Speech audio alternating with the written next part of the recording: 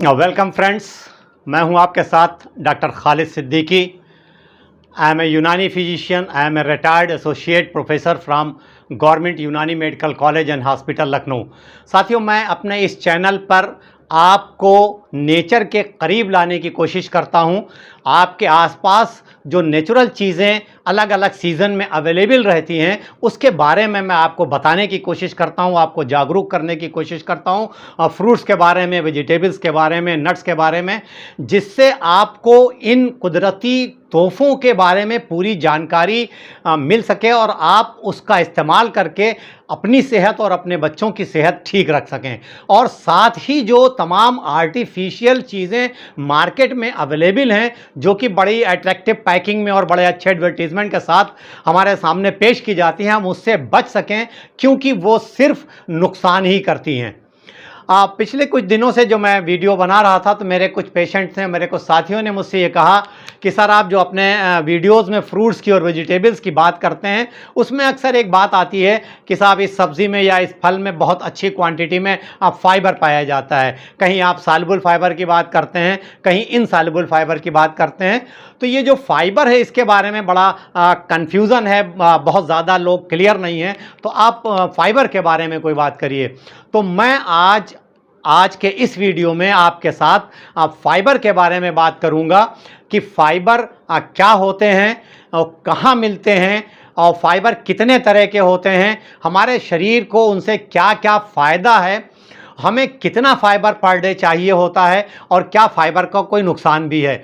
तो आप मेरे साथ इस वीडियो में अंत तक बने रहिए, जिससे आपको फाइबर के बारे में पूरी जानकारी हासिल हो सके और आपका कंसेप्ट फाइबर के बारे में बिल्कुल क्लियर की हो सके। आइए तो वीडियो शुरू करते हैं। उससे पहले एक छोटी सी रिक्वेस्ट कि अगर आपने अब तक इस चैनल को सब्सक्राइब ना किया हो तो प्लीज़ इस चैनल को सब्सक्राइब करिए और बेल आइकन ज़रूर प्रेस करिए, जिससे कि मैं जैसे ही कोई नया वीडियो बनाऊं उसका नोटिफिकेशन सबसे पहले आप तक पहुंचे।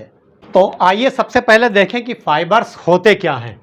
फाइबर, जिसे हम लोग रेशा भी कहते हैं, हिंदी में रेशा कहते हैं, it is also known as roughage. Roughage कहलाता है, या इसे बल्क भी कहते हैं। It is also known as bulk. होता क्या है, फाइबर जो है वो प्लांट फूड का पार्ट हैं।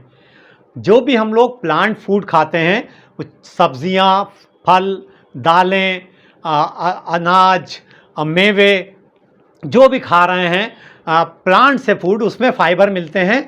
लेकिन ख़ास बात क्या है कि फाइबर्स को हमारी बॉडी ना तो डाइजेस्ट कर सकती है और ना एब्जॉर्ब कर सकती है। तो these are the edible part of the plant derived food, but our body can not digest और एब्जॉर्ब दिस फाइबर्स। ये जैसे हम खाते हैं हमारी बॉडी में जाते हैं और उसी तरह से निकल जाते हैं, इनसे हमें कोई कैलोरी भी नहीं मिलती है। देखिए, जो हम लोग इस्तेमाल करते हैं फूड, उसमें तीन चीज़ें तो होती हैं मैक्रोन्यूट्रिएंट। वो होते हैं कार्बोहाइड्रेट, प्रोटीन और फैट। ये तीन चीज़ें तो मैक्रोन्यूट्रिएंट हैं, जिससे हमें कैलोरीज मिलती है। इसके अलावा देखिए, हम लोग इस्तेमाल करते हैं water, vitamins, minerals, trace elements हैं कुछ, और ये फाइबर।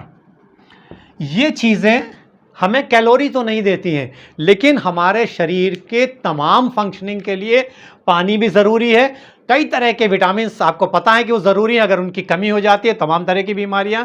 मिनरल्स भी ज़रूरी है, इसी तरह से फाइबर भी ज़रूरी हैं।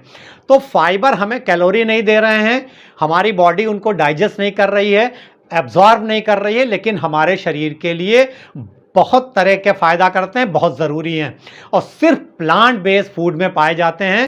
फाइबर के बारे में दो बातें क्लियर हो गई कि फाइबर क्या होते हैं और कहाँ पाए जाते हैं। तो प्लांट फूड में ही मिलते हैं हमें, और हमारी बॉडी इनको डाइजेस्ट नहीं कर सकती, एब्जॉर्ब नहीं कर सकती है। प्लांट फूड का एडिबल पार्ट है, जो कुछ भी हम लोग प्लांट फूड खाते हैं सब में हमें फाइबर मिलते हैं। अगर देखा जाए तो फाइबर दो तरह के होते हैं मेनली, अगर इनको क्लासीफाई किया जाए तो one is known as the soluble fibre. एक फाइबर कहलाते हैं सॉल्युबल फाइबर, और दूसरे फाइबर कहलाते हैं इनसॉल्युबल फाइबर। तो दो तरह के फाइबर हुए, सॉल्युबल फाइबर और इनसॉल्युबल फाइबर। सॉल्युबल फाइबर का क्या मतलब है कि ये ऐसे फाइबर हैं कि अगर इनको वाटर में घोला जाए तो ये इसमें घुल जाते हैं, डिज़ोल्व हो जाते हैं, या हमारा जो स्टमक और ये इंटेस्टाइन में जो गैस्ट्रो इंटेस्टाइनल फ्लूइड है वहाँ पर ये डिज़ोल्व हो जाएंगे, घुल जाएंगे। तो वो फाइबर जो पानी में या हमारे गैस्ट्रोइंटेस्टाइनल फ्लूइड में डिज़ोल्व हो जाएं वो सॉल्युबल फाइबर हैं, और वो फाइबर इनसॉल्युबल फाइबर हैं जो पानी में या हमारे गैस्ट्रोइंटेस्टाइनल फ्लूइड में डिज़ोल्व नहीं होते हैं, एब्जॉर्ब नहीं हो रहे हैं, डाइजेस्ट नहीं हो रहे हैं, डिज़ोल्व हो रहे हैं ये, और ये डिज़ोल्व भी नहीं हो रहे हैं इनसॉल्युबल फाइबर। सॉल्युबल फाइबर के अगर एग्जाम्पल देखा जाए तो ये जो है पेक्टिन है, गम्स हैं और म्यूसिलेज हैं, ठीक है। तो ये मिलते हैं सॉल्युबल फाइबर। अच्छा, जो कुछ भी हम लोग प्लांट फूड खा रहे हैं वो फ्रूट्स हो सकते हैं, वेजिटेबल्स हो सकती हैं, ओट्स हो सकते हैं, ग्रेन्स हो सकते हैं, होल ग्रेन्स, चाहे वो गेहूं का आटा हो या मोटे अनाज हो, जो है वो फलियां हों, दालें हों, राजमा है, चना है, छोला है, तमाम तरह की दालें हैं, नट्स हैं, सब में किसी में कुछ में सॉल्युबल फाइबर हैं, कुछ में इनसॉल्युबल हैं, कुछ में दोनों हैं, तमाम में तो दोनों फाइबर पाए जाते हैं तमाम चीज़ों में। क्वांटिटी उसकी थोड़ी बहुत फ़र्क हो सकती है, किसी में कुछ सॉल्युबल कम पाया जाए, किसी में इनसॉल्युबल कम पाया जाए, लेकिन ज़्यादातर में दोनों तरह के फाइबर हैं, कुछ में एक ही तरह का है, लेकिन सारे प्लांट फूड में पाए जा रहे हैं, ठीक है। तो जब सॉल्युबल फाइबर को अगर हम लोग जब खाते हैं, यहाँ से मान लीजिए हमने फूड के साथ सॉल्युबल फाइबर लिया, तो यहाँ से ये हमारे जो खाने की नली है जिसे हम लोग ईसोफेगस कहते हैं, यहाँ से पास होता हुआ ये हमारे स्टमक में आ गया। जब स्टमक में आ जाता है तो क्या हो रहा है कि ये चूंकि यहाँ पर डिज़ोल्व हो जाता है तो ये फूड के साथ मिल करके एक जेल लाइक स्ट्रक्चर बना लेता है। क्या कर लेता है? ये बना लेता है gel like structure, gel like structure में कन्वर्ट हो जाता है फूड के साथ मिल करके। और ये क्या करता है, यहाँ पर ये फैट के एब्जॉर्प्शन को डिलेट करता है, फैट के एब्जॉर्प्शन को डिलेट करता है, रोकता है उसके एब्जॉर्प्शन को फैट के। दूसरी चीज़ क्या होती है, ये सॉल्युबल फाइबर सेटाइटी की फीलिंग देता है। सेटाइटी की फीलिंग, सेटाइटी की फीलिंग क्या है कि हम थोड़ा सा कुछ खाते हैं और हमें ये लगता है, हमारे ब्रेन को ये मैसेज जाता है कि पेट भर गया, तो जब सेटाइटी की फीलिंग मिलती है तो हम कम खाते हैं। तीसरी चीज़ क्या करता है कि यहाँ से ये जो सॉल्युबल फाइबर है जो खाने के साथ मिल गया, तो यहाँ से फूड के मूवमेंट को जो है ये बहुत धीरे धीरे आगे जाने देता है, मूवमेंट को डिलेट करता है। तो ये तीनों चीज़ें मिल करके हमें वेट लॉस के लिए बहुत फ़ायदा करती हैं, वेट लॉस के लिए। इसलिए कि देखिए फैट के एब्जॉर्प्शन को डिलेट कर रहा है, रोक रहा है, कम कर रहा है, थोड़ा सा खाने पे सेटाइटी की फीलिंग दे रहा है, और ये मूवमेंट को जो खाने का है यहाँ से स्लो कर रहा है, तो उससे बहुत देर तक फुलनेस की फीलिंग रहती है। तो वेट लॉस में हमारे मदद करता है, ओबेसिटी से हमको बचाता है, ओबेसिटी से बचाता है। इसके अलावा ये क्या कर रहा है कि ये कोलेस्ट्रॉल के एब्जॉर्प्शन को भी स्लो करता है, कोलेस्ट्रॉल के एब्जॉर्प्शन को स्लो करता है। तो टोटल कोलेस्ट्रॉल लेवल जो है उसको भी घटाता है और एलडीएल लेवल को भी घटाता है। तो जब कोलेस्ट्रॉल के एब्जॉर्प्शन को स्लो करेगा, उसको जो है इंटरफेयर करता है कोलेस्ट्रॉल को, तो उसका लेवल जब घटता है टोटल और एलडीएल का, तो हमारी कार्डियोवैस्कुलर हेल्थ जो है बहुत ठीक रहती है, हमारा हार्ट हेल्दी रहता है। इसके अलावा ये जो ग्लूकोज है,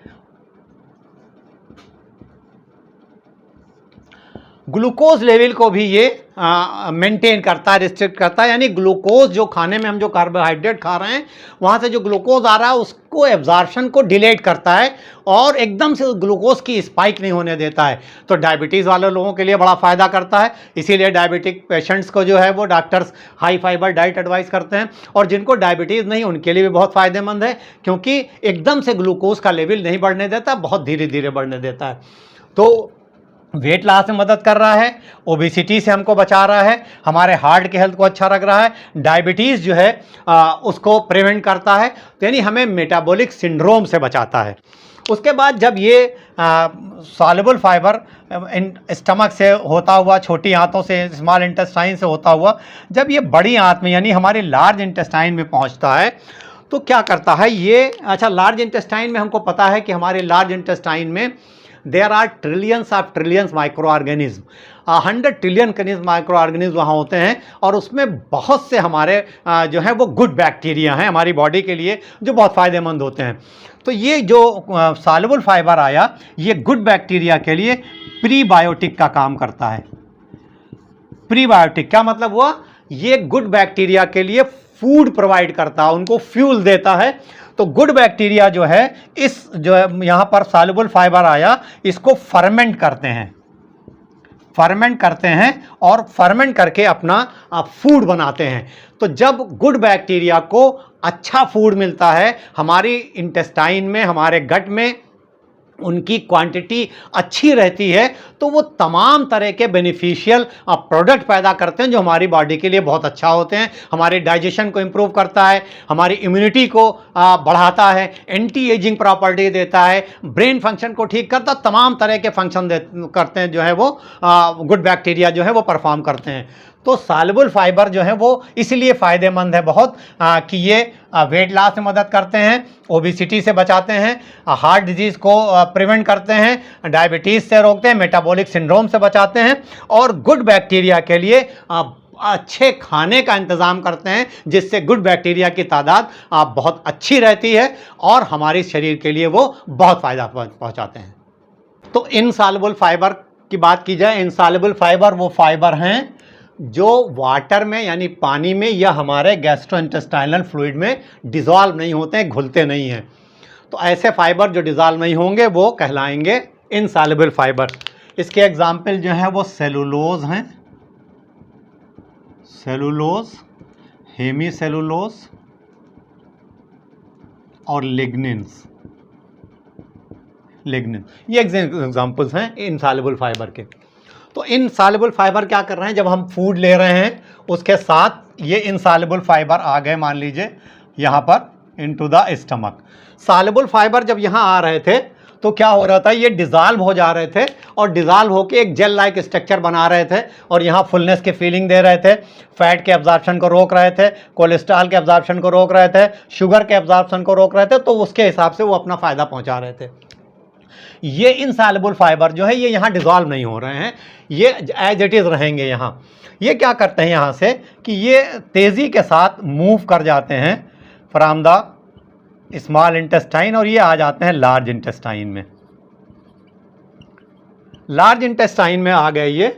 अब लार्ज इंटेस्टाइन में ये फर्मेंट नहीं होते हैं, सॉल्युबल फाइबर की तरह ये फूड नहीं प्रोवाइड करते हैं बैक्टीरिया को, ये प्रीबायोटिक का काम नहीं करते हैं। ये क्या करते हैं, ये यहाँ पर वाटर को एब्जॉर्ब करते हैं। देखिए आपने स्पंज देखा होगा, पानी सोख लेता है, उसी तरह ये वाटर को एब्जॉर्ब करते हैं और ये जो गैस्ट्रोइंटेस्टाइनल ट्रैक्ट है इसके मूवमेंट को रेगुलेट करते हैं, इसके मूवमेंट को बढ़ाते हैं। तो ये तेज़ी के साथ यहाँ से पास आउट होते हैं। ये स्टूल के बल्क को बढ़ाते हैं, जो हमारा स्टूल बन रहा है उसके बल्क को बढ़ाते हैं, उसके साथ ऐड कर देते हैं। और क्या करते हैं कि ये जो है स्टूल को सॉफ्टन करते हैं, तो स्टूल हार्ड नहीं होने पाता, उसके बल्क को बढ़ाते हैं। तो स्टूल जो बनता है वो स्टूल बहुत आसानी के साथ यहाँ से पास आउट हो जाता है। तो कॉन्स्टिपेशन से हमें बचाते हैं, स्टूल को बल्क को बढ़ाते हैं, उसको सॉफ्ट करते हैं, तो और आसानी से स्टूल पास आउट हो जाता है, एनस से निकल गया तो कॉन्स्टिपेशन नहीं होने पाता है। जब कॉन्स्टिपेशन नहीं होता है तो हम उससे रिलेटेड कई बीमारियों से बचते हैं, पाइल से बचते हैं, फिशर से बचते हैं। इसके अलावा जब कभी स्टूल बहुत हार्ड होता है तो स्टूल हार्ड होता है तो यहाँ पर क्या होता है, कई बार स्टूल यहाँ चिपक जाने की वजह से यहाँ पर आउट पोचिंग हो जाती है इंटेस्टाइन में और यहाँ पर फिर इन्फेक्शन और इन्फ्लेमेशन हो जाता है जिसे डाइवर्टिकुलाइटिस कहते हैं। तो ये डाइवर्टिकुलाइटिस के कंडीशन से बचाते हैं क्योंकि स्टूल को सॉफ्टन कर रहे हैं, स्टूल को जो है मुलायम कर रहे हैं, आसानी से पास हो जाता है। इसमें कहीं पर ब्लॉकेज नहीं होने देते हैं, उसको क्लियर रखते हैं। इसके अलावा जो बाई प्रोडक्ट हैं डाइजेस्टिव के उन सब को अपने साथ समेट कर और आसानी से पास आउट कर देते हैं। तो हमें जो कोलन का कैंसर है उससे प्रिवेंट करते हैं, उससे बचाते हैं। तो ये इनसॉल्युबल फाइबर का मेन काम क्या हुआ कि ये डाइजेशन को यानी मूवमेंट को ठीक रखते हैं, कॉन्स्टिपेशन नहीं होने देते हैं, स्टूल के बल को बढ़ाते हैं, उसको सॉफ्टन करते हैं। इसमें कहीं पूरे हमारे इंटेस्टाइनल जो लाइनिंग है इसमें कहीं ब्लॉकेज नहीं होने देते हैं, डाइवर्टिकुलाइटिस से बचाते हैं और कॉन्स्टिपेशन से रिलेटेड जो प्रॉब्लम हो सकती है उस सबसे बचाते हैं। तो ये काम करते हैं इनसॉल्युबल फाइबर। कुछ फूड जो हैं, जो प्लांट फूड, इसमें एक तरह की चीज़ पाई जाती है और जिससे हम लोग कहते हैं रेजिस्टेंट स्टार्च। Resistant starch. मैंने एक वीडियो बनाया था पोटैटो पे, उसका जिक्र तब हमने किया था रेजिस्टेंट स्टार्च का। मैं यहाँ लिंक दे दूंगा, आप चाहिएगा तो उसे देख लीजिएगा। रेजिस्टेंट स्टार्च जो है वो देखिए पोटैटोज़ में, स्वीट पोटैटोज़ में, जो ग्रीन बनाना है उसमें, राइस में, कुछ सीड्स में, कई चीज़ों में पाए जाते हैं रेजिस्टेंट स्टार्च। रेजिस्टेंट स्टार्च इसको आप एक तीसरे तरह का फाइबर कह सकते हैं। ये इसकी खूबी क्या है कि जब रेजिस्टेंट स्टार्च खाने में आता है तो यहाँ पर ये गैस्ट्रोइंटेस्टाइनल फ्लूइड में यहाँ पर डिज़ोल्व नहीं होता है, यानी ये इनसॉल्युबल फाइबर के कैरेक्टरिस्टिक यहाँ देता है, डिज़ोल्व नहीं होता है। लेकिन जब ये लार्ज इंटेस्टाइन में आता है तो यहाँ पर ये फर्मेंट होता है। यहाँ पर बैक्टीरिया जो हैं वो इसको फर्मेंट करते हैं, यानी कि ये प्रीबायोटिक की तरह काम करता है और बैक्टीरिया को फूड प्रोवाइड करता है। ये फर्मेंट करते हैं बैक्टीरिया इसको। जब इसको बैक्टीरिया फर्मेंट करते हैं रेजिस्टेंट स्टार्च को, तो ये शॉर्ट चेन फैटी एसिड वहाँ बनते हैं और कई तरह के केमिकल्स बनते हैं जिनका बहुत बेनिफिशियरी इफेक्ट होता है हमारी बॉडी का। हाइपोग्लाइसीमिक इफेक्ट देते हैं, हाइपोग्लाइसीमिक यानी ब्लड शुगर लेवल को घटाते हैं, कोलेस्ट्रॉल लेवल को घटाते हैं, कोलेस्ट्रॉल लेवल को घटाते हैं, गाल स्टोन के फॉर्मेशन को प्रिवेंट करते हैं, गाल स्टोन के फॉर्मेशन को प्रिवेंट करते हैं, कैल्शियम के एब्जॉर्प्शन को बढ़ाते हैं जिससे हमारी बोन को स्ट्रेंथ मिलता है। तो इस रेजिस्टेंट स्टार्च का भी बहुत बेनिफिशियल इफेक्ट आता है हमारी बॉडी में। तो ये फाइबर जो है इनकी बारे में बात हुई कि सॉल्युबल फाइबर, इनसॉल्युबल फाइबर और तीसरी तरह का जिसे हम रेजिस्टेंट स्टार्च, उसको तीसरे तरह का फाइबर कह सकते हैं। तो कुछ इफेक्ट जो है इनका वो जर्नलाइज इफेक्ट है, जैसे कि ये हमारे डाइजेशन को बहुत इंप्रूव करते हैं। देखिए जब हम लोग फाइबर वाला फूड इस्तेमाल करते हैं तो हमें मुंह में उसको बहुत देर तक चबाना पड़ता है। तो यहाँ पर सलेवरी ग्लैंड से डाइजेस्टिव जो है निकलती हैं चीज़ें, हमारे दांतों के लिए बहुत बेनिफिशियल होता है। ओवरऑल हमारी डाइजेशन को बहुत अच्छा रखता है फाइबर का इस्तेमाल। और जो हमारे ये गट बैक्टीरिया हैं ये हमारी इम्यूनिटी को बढ़ाते हैं जब ये बहुत अच्छे क्वांटिटी में रह रहे हैं, हमारी एंटी एजिंग प्रॉपर्टी देते हैं, हमारे ब्रेन के फंक्शन को इम्प्रूव करते हैं। और बाकी जैसे हम लोगों ने बात की कि हमें मोटापे से बचा रहे हैं, वेट लॉस में मदद कर रहे हैं, कोलेस्ट्रॉल लेवल को मेंटेन रखते हैं, ओबेसिटी से हमें बचा रहे हैं, और जो ग्लूकोज लेवल है यानी जो डायबिटीज़ है उससे हमें बचा रहे हैं, मेटाबॉलिक सिंड्रोम से बचा रहे हैं। तो ये बहुत beneficial effect, overall collective effect आता है फाइबर्स का। अब सवाल ये पैदा होता है कि फाइबर्स हमें कितना इस्तेमाल करना चाहिए पर डे। देखिए जो एक रूल है कि जो एन एवरेज जो एडल्ट मेल हैं और जिनकी एज 50 ईयर से कम है, मेल्स में तकरीबन जो है 35 ग्राम पर डे फाइबर का इस्तेमाल करना चाहिए पर डे। और अगर आपकी एज 50 से ज़्यादा है तो ये क्वांटिटी कुछ घट जाती है। इसी तरह फीमेल्स में 25 ग्राम पर डे इस्तेमाल करना है और 50 से ज़्यादा एज है तो थोड़ी क्वांटिटी घट जाएगी। अब हमें परेशान होने की ज़रूरत नहीं है कि हम बैठ के कैलकुलेट करें कि इस खाने में इतना फाइबर है, हम खाएंगे तो इतना मिलेगा, तो ये खाएंगे इतना मिलेगा, ऐसा बिल्कुल नहीं है। बल्कि देखिए सिंपल सा एक रूल है कि हर सीज़न में आपके आसपास जो फ्रूट्स अवेलेबल हैं, जो सब्जियां अवेलेबल हैं, उन सब को अपने खाने में आप शामिल कीजिए। कई तरह के फ्रूट्स, आप 4-5 तरह के फ्रूट्स जो भी आपके आसपास उस सीज़न में अवेलेबल हैं, वो चाहे अमरूद हो, पपीता हो, नाशपाती हो, सेब हो, जो भी अवेलेबल है, सब्जियों को अपने खाने में ज़रूर शामिल करें। हरी सब्जियाँ खाएँ, सलाद का इस्तेमाल ठीक ठाक करें, सलाद का इस्तेमाल करें, होल ग्रेन खाएँ, गेहूँ का आटा जो है वो बगैर छना हुआ खाएँ। जब हम उसको रिफाइन कर देते हैं तो फाइबर के कंटेंट कम हो जाते हैं। दालों का इस्तेमाल करें, नट्स का इस्तेमाल करें। तो हम जब सब चीज़ों का मिला जुला इस्तेमाल करेंगे तो हमें रिक्वायर्ड क्वांटिटी में फाइबर मिल जाएगा। नॉन वेज खाने वाले हमारे दोस्त बिल्कुल परेशान ना हो, क्योंकि नॉन वेज में फाइबर नहीं है तो हम क्या करें। तो आप नॉन वेज खाइए, उसके अपने अलग फ़ायदे हैं, तमाम चीज़ें नॉन वेज से मिलती हैं। तो आप जो है वो नॉन वेज के साथ आप सब्जियों का इस्तेमाल करिए और ठीक ठाक क्वांटिटी में सलाद का इस्तेमाल करिए, फ्रूट्स का इस्तेमाल करिए, तो आपको भी फाइबर अच्छी क्वांटिटी में मिल जाएगा। फाइबर का क्या कोई नुकसान भी है? जी हाँ, अगर हम फाइबर ज़्यादा खाएंगे तो उसका नुकसान भी हो सकता है, क्योंकि देखिए ये जो है वो फुलनेस की फीलिंग देता है। फाइबर आएगा तो फ्लैचुलेंस हो सकता है, और एब्डोमेन यानी पेन एब्डोमेन हो सकता है, डायरिया या कॉन्स्टिपेशन हो सकता है। तो ज़्यादती जो है वो बुरी है, लेकिन ज़्यादती कब कहेंगे? 70 ग्राम या इससे ज़्यादा, 70 ग्राम या इससे ज़्यादा अगर पर डे हम लोग खाते हैं ये फाइबर, तो ये ज़्यादा कहलाएगा। तो आम तौर पर इतना फाइबर इस्तेमाल नहीं हो पाता है। तो जितना फाइबर हम लोग रूटीन में अपने खाने में इस्तेमाल कर सकते हैं वो हम लोग इस्तेमाल करें और उसका हमको फ़ायदा मिलेगा।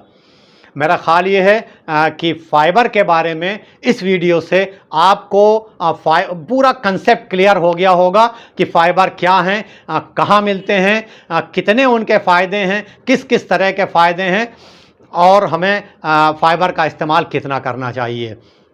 इस वीडियो को एक लाइक दीजिए और इसको शेयर ज़रूर कीजिए, अपने साथियों तक पहुंचाइए, जिससे फाइबर के बारे में सही जानकारी और पूरी जानकारी अपने तमाम जो है वो लोगों को मिल सके और ये इसका फ़ायदा उठा सकें। आज के इस वीडियो में बस इतना ही, इस उम्मीद के साथ कि जल्दी एक नए वीडियो के साथ मुलाकात होगी। तब तक के लिए stay healthy and stay fit.